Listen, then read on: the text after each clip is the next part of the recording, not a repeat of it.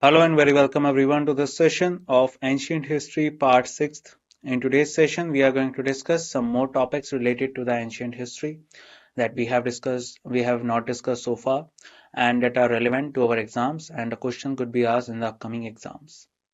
We will see the type of things that we need to understand and type of things that are really important to taken care of. And let's start our session. Before we start, the images, text, and other materials used in our presentations are for educational purpose only. We respect the intellectual property rights of the original creators and owners. If you are the owner and have any concerns or issues, please contact us at sathi@iitk.ac.in and we shall remove the same. So first we have to discuss is about the Mahajanpadas or Mahajanpads, what we call them. So basically, if we compare these Mahajanpads in today's present India, so we have 28 states and 8 union territories, and at that time there were total 16 Mahajanpads at that time. So Mahajanpad is basically can be called as a state. But in today's present day, in India, as we all know, is a union of states, and basically all the state is the part of the Union of India, and we call it a nation. But at that time, all these 16 Mahajanpads were ruled by different kings, and that were two of different political construct structure. Like one was made a republic and one was made monarch at that time. So let's talk about them. So the Janpads were the main kingdom of Vedic India. The Aryans were the most powerful tribes of the time, and they were referred to as Jans. So if you remember, I guess I told you in the chapter of Veds also, in which we discuss about the four Veds, that the community, one community at that time was basically called the Jan, and in that Jan there are different type of words that are particularly working. So during that time, they were called Jan. Later, when they have expanded themselves and it became populated, then they became Janpad. And after that, when they became a particular large empire, then they called as Mahajanpads. So as a result, the Janpads, which mean people and foot, was born. So basically, uh, as I was saying to you that as soon as the population was increasing, so basically earlier they were called Jan, then they were called Janpad, then they were called Mahajanpad. So this kind of hierarchy was started. By the 6th century BCE, there were possibly 16 Mahajanpads because we get to know about them from different type of literatures, different type of texts like Buddhism, Jainism. If we talk about Buddhism, so in Buddhism we get to know about this from a particular book that is called Anguttara Nikaya. And from Jainism also we have a book called Bhagavati Sutra from which we get to know about the 16 Mahajanpads. Socioeconomic success, particularly the use of iron tools in agriculture and warfare, as well as religious and political improvements, led to the formation of the Janpads, Mahajanpads, from minor kingdoms known as Janpads. So, during the 10th and 9th century BC, iron was discovered. And as soon as iron was discovered, so now new tools were made of irons, and iron we all know was more better in terms of other type of tools that were made of bronze or copper. So with the use of these type of iron tools like axe and other things, the people of that time, they can now cut down the big trees and large trunk trees, and because of which they have entered into the central Indian part. And as soon as they entered into the central Indian part, now they have more big area to live, and in this big area where they are living, basically they have also populated themselves, and that is why the in the later time these janpads became the kingdoms, and that were called the Mahajanpads.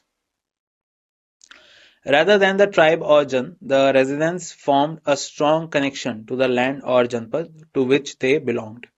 So this is the thing that has happened at that time, and basically in place of they were being called as a tribe or jan, the residents have a strong connection to the land and from which they were particularly belonging at that time. After the Harappan civilization, this is also called the second urbanization age. So first one was the Indus Valley civilization. I hope you remember when we talked about that how Neolithic age turned into the first urban civilization that was called Indus Valley in India. And now it is the second urban civilization that happened in India, and that is the Vedic civilization. And during this time, the 16 Mahajanpads were created, and all were basically the urban cities. During this time, the political center changed from west to the east of the Indo-Gangetic plains. So why it has been done? Because in the eastern side, the Mahajanpad was there that was famously known as Magad. And in Magad, the capital was Rajgriha. Later, the capital became was Patliputra. But the most important thing is that it became the center of the resource of that time that are in more demand at that time. That is basically the iron. So iron was discovered in large amount, and because of which they can now create more and more weapons and tools.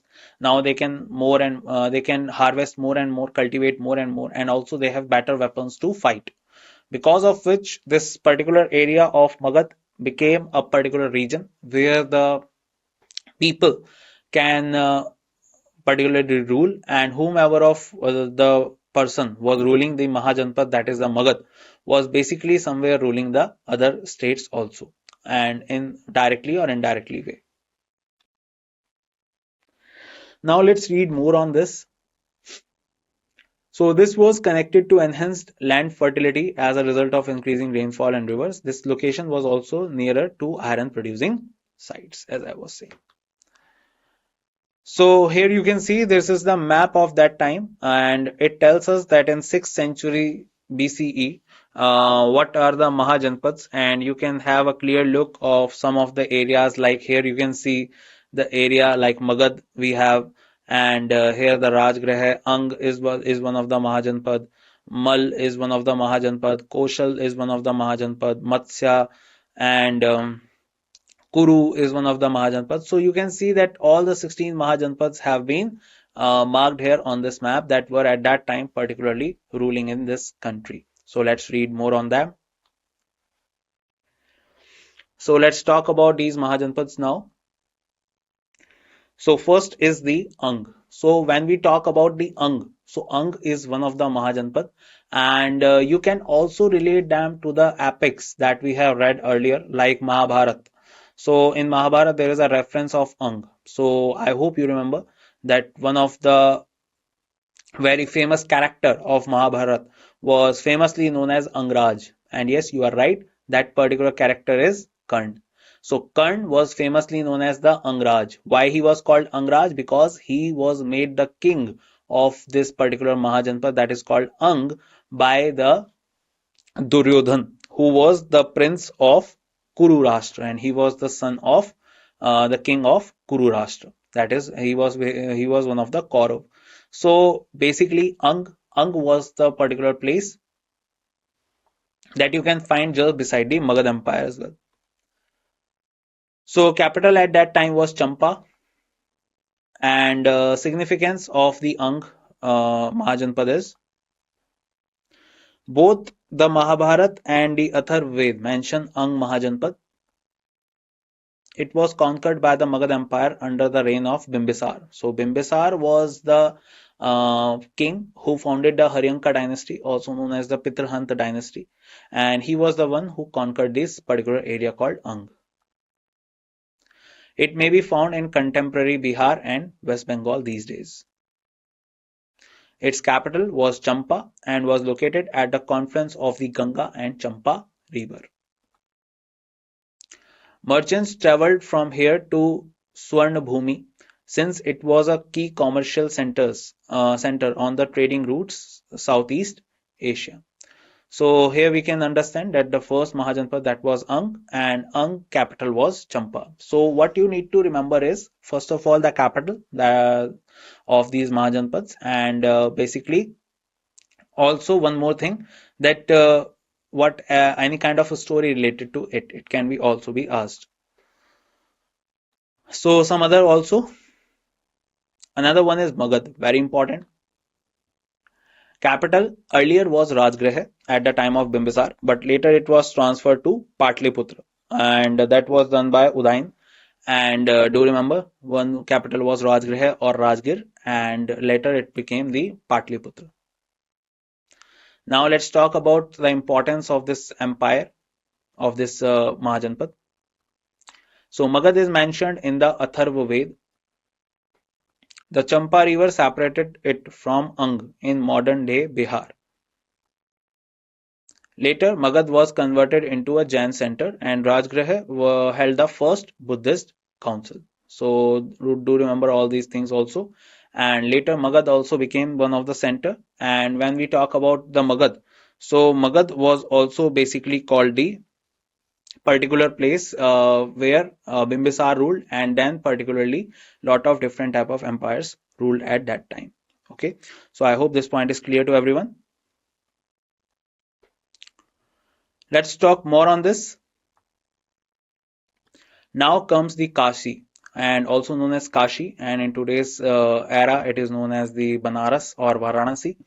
And if we talk about Kashi, so do write down one very important point related to it, that it is the oldest city in the world. Do remember that point. Now capital was basically the Kashi, and let's talk about some important thing. So Varanasi was the location, and in current day if we talk about, so Varanasi is the place where you can find this Mahajanpad. According to the Matsya Puran, the city was named after the river Varun and Asi. And Kausal apprehended Kashi. So do remember all these things related to the Kashi. Let's talk more. Now another one is the Vats. Vats capital was Koshambi. And let's talk about some important thing related to it.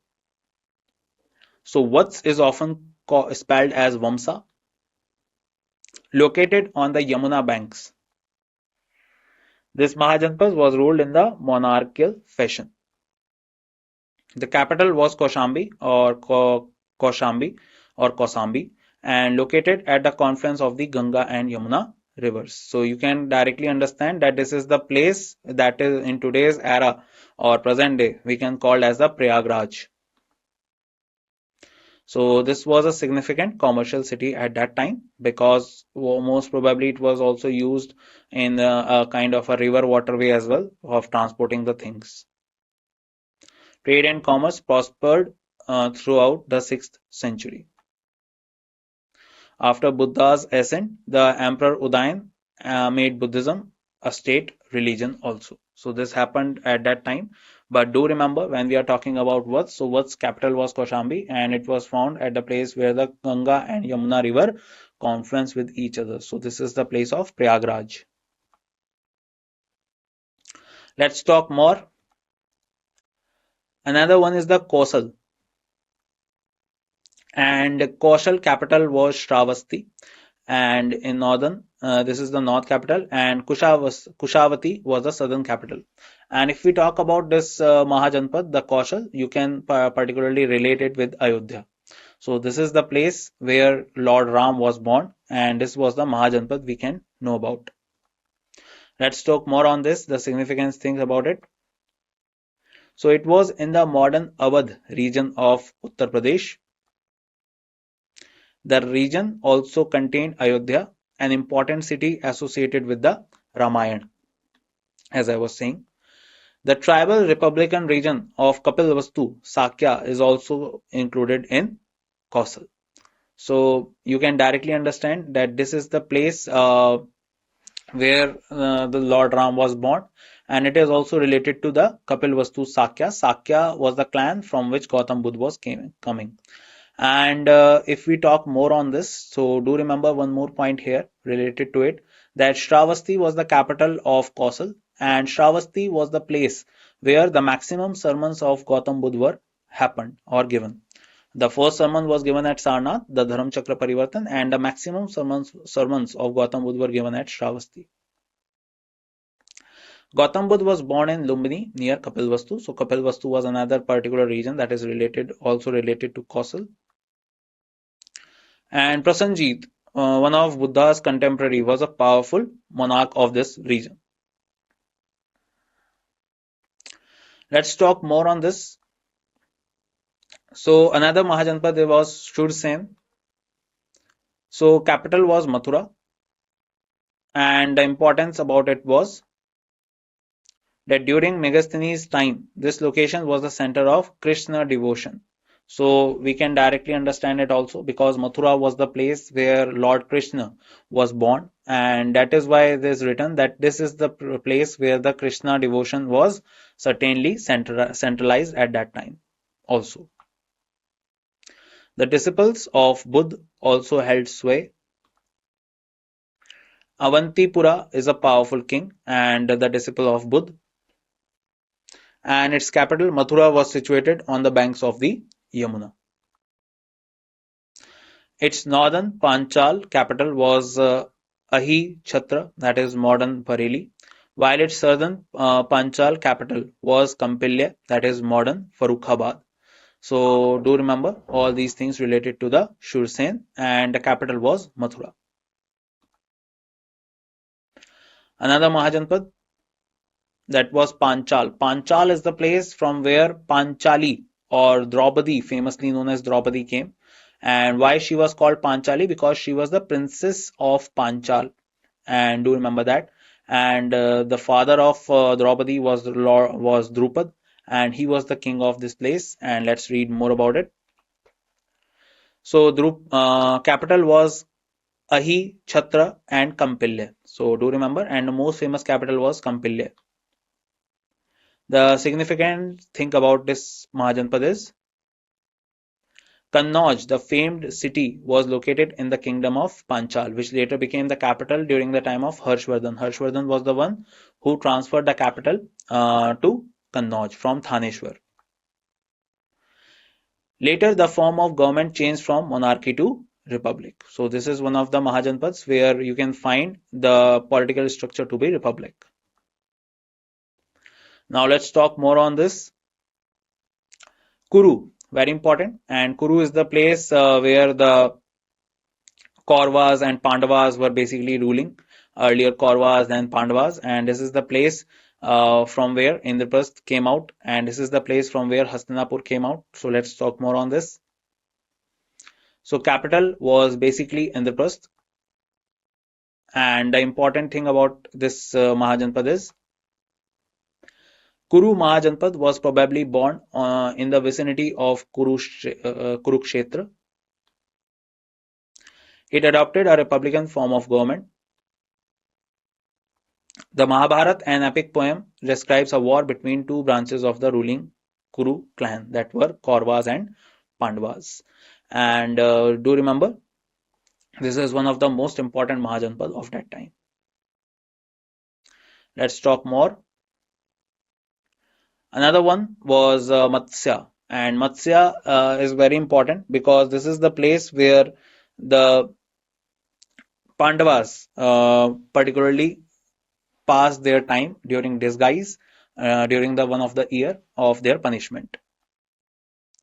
The capital was Viratnagar. So Viratnagar was the place where they remained as a disguise during that particular year. And some significant thing about it, it was located west of the Panchals and south of the Kurus. Viratnagar, modern Bharat, was the capital. So basically, this is the place where you can find Bharat, which is you can find in today's present India. It is located in Rajasthan near Jaipur, Alwar, and Bharatpur. And founder was Virat. So do remember this place. That is the Matsya. Another Mahajanpad, and that is Chedi. So capital was Shotivati, and the significant thing about this Mahajanpad is the Rigved makes reference to this, and the capital was Sotivati or Shuktimati. Shuktimati is the most important and most famous one, and Shotivati Nagra was another one. It is presently in the Bundelkhand region of central India. And Shishupal is the king. During the Rajsuya sacrifice of Pandav monarch Yudhishthir, he was murdered by Vasudev Krishna. So I hope you remember this story in Mahabharata about Shishupal. Shishupal was the sibling of Lord Krishna, and he was given a particular boom that he can abuse for 100 times, but after 100 times the Sudarshan Chakra will leave itself and will kill Shishupal. So that happened during the Rajsuya sacrifice or Yarsuya Yag of King Yudhishthir when he was given Indraprastha. So that was the famous story, and do remember he was from this place called Chedi. Let's read more on this. Another one was Avanti, and the capital is most important, Ujjain or Mahishmati. And let's talk about the important thing about this Mahajanpad. So Avanti had a significant part in the formation of Buddhism, and it played a crucial role in particularly expanding it. Avanti's capital was Ujjain in the north and Mahishmati in the south. But most of the time, the capital they will be asking you is Ujjain. It was in what is now Malwa and Madhya Pradesh, and Pradyota was the powerful king of this place. So do you remember Avanti's capital was Ujjain or Mahishmati. Another important Mahajanpad of that time, Gandhar, very important. I hope you must have learned this word also, the king of Gandhar or Gandhar Naresh. So in Mahabharata, we get to know about Gandhar Naresh, and that was Shakuni. So Gandhar, basically in today's era, it is the place called Afghanistan. In Afghanistan today, you can also find a place called Kandahar. So capital was Takshashila, and let's read about some significant thing about it. So Takshila was the capital, also known as Takshashila, as I was saying. And modern Peshawar and Rawalpindi are the places where you can find this place, and also Afghanistan region, and as well as the Kashmir Valley. The Atharva Ved mentions Gandhar. So Gandhar is also mentioned in the Atharva Ved. The people were skilled in the art of combat. It was significant in terms of international trade as well, because this is the place from where the trade must be going from India towards the Central Asia part. So that is why it became a significant part of it. Pushkara Sarin is a formidable ruler of this place. Gandhar was captured by the Persians in the late 6th century BC, when Persians became the first invader in India. Now let's read more on this. Another one was Kamboj. The capital was Punch. And what is important about it? So Punch was the capital of Kamboj, and it is located in the modern day Kashmir and the Hindu Kush. Kamboj was a republic according to several literary sources, and Kamboj had an exceptional horse breed.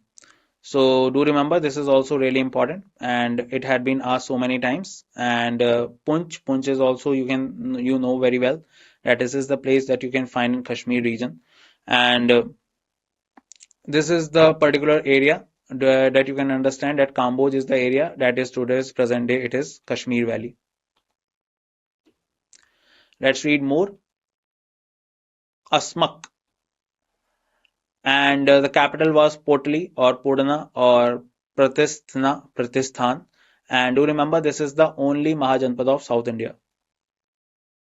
Now let's read more on this.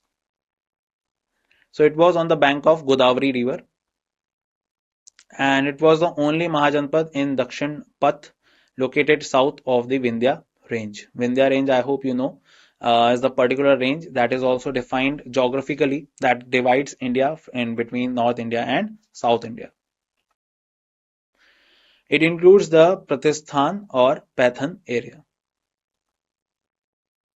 Let's read more. Another one was Vaji, and capital was Vaishali.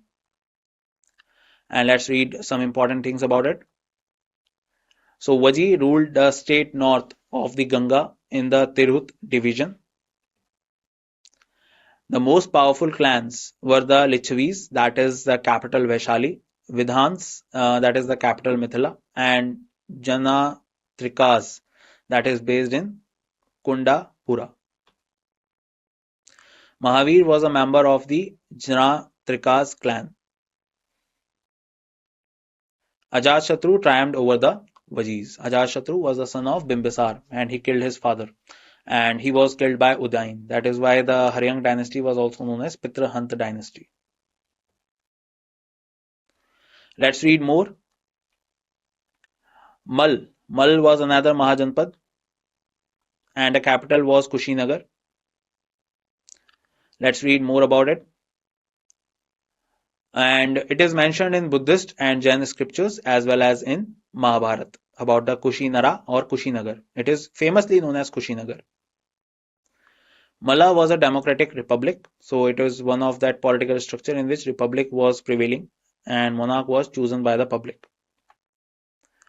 And its area went all the way to the northern border of the Vaji state. The capital are Kushinara or Kushinagar and Pawa. Both capitals have important Buddhist histories. Before entering Mahaparinirvan in Kushinagar or Kushinara, Buddha ate his farewell meal at Pawa. Now let's talk about the most powerful Mahajanpad, that is Magad. So Magad faced competition from Avanti, Kausal and Vats for supremacy. However, over the years 600 to 400 BC, Magad gained sovereignty and became the most powerful Mahajanpad. So that is already we know that is because their capital it has Rajgraha and later the Patliputra as they are geographically very important places, and other than that they also have a great resource of iron, so that is why they always came supreme out of all the other Mahajanpads. Now let's read a difference between the Janpads and the Mahajanpads. So Jana refers to person in both ways, and these individual represents a tribe, an ethnic community or a tribal political organization as indicated in early Vedic writings. So I hope you remember or in the Vedic chapter I told you about Jan, how the Jan, who the Jan were, and basically what is the different type of words that are found in Jan and how they particularly take care of this Jan. Then Indo-Aryans used to dwell in semi-nomadic tribal kingdoms. This tribal state organization known as Jan evolved into the Janpads at the end of the Vedic era. Janpads was a tribe footing during the time when the Janpads began to develop. They turned into Mahajanpads. So that is related to the Janpads and Mahajanpads, and this is the difference between them. So in simple way, basically the first type of tribal ethnic community that was in the starting of the Vedic time was Jan. Later, they have expanded themselves and they became Janpads. And as soon as they created the large kingdoms, they were called as Mahajanpads. So that is the basic difference between them. Now let's talk about some features of Mahajanpads. So there are 7 features or main constituents of a Mahajanpad and they are listed below. The king, the minister, the country, fortified city, treasury, army, and ally. So these are some of the important things that need to be taken care of, and every king has these responsibilities and he have ministers and particularly fortified cities. With the help of that, they control their Mahajanpads. And some of them became large ones like Magadha Empire that ruled the other Mahajanpads as well during the time of Mauryas and Guptas as well.